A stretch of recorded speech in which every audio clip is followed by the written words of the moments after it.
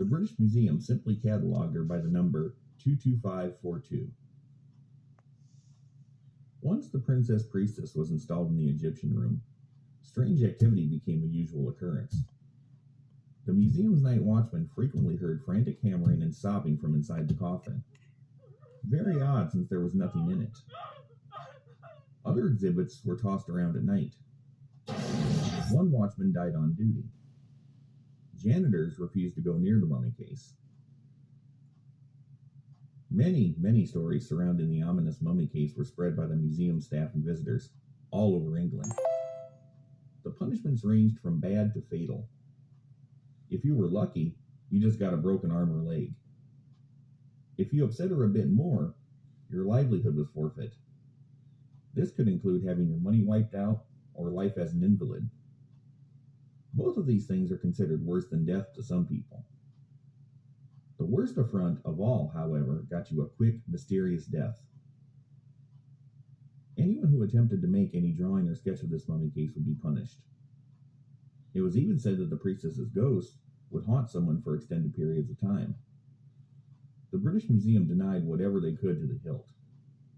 As much as people want to see a spooky mummy, they don't want to suffer for it. Admitting certain things would have been bad business for the museum. This is not to suggest that the officials at the British Museum were bad guys. They just didn't want people to be too scared. Surely if they had realized this object was dangerous, they wouldn't put it on public display. Could all of the tragedies that happened since the mummy case's arrival be directly linked to the mummy? Probably not. Life happens. Sometimes people are just careless, and sometimes bad things happen to good people. However, there was a stigma about this mummy case, and at this point, it wouldn't have been out of line to be suspicious. You know what they say about poking the bear?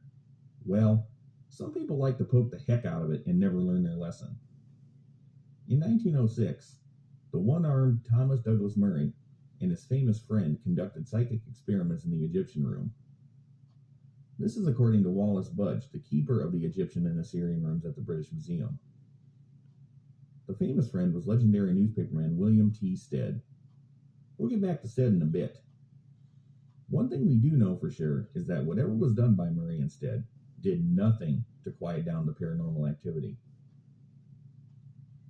Things came to a head, and the museum staff demanded that the mummy case be taken off the exhibit.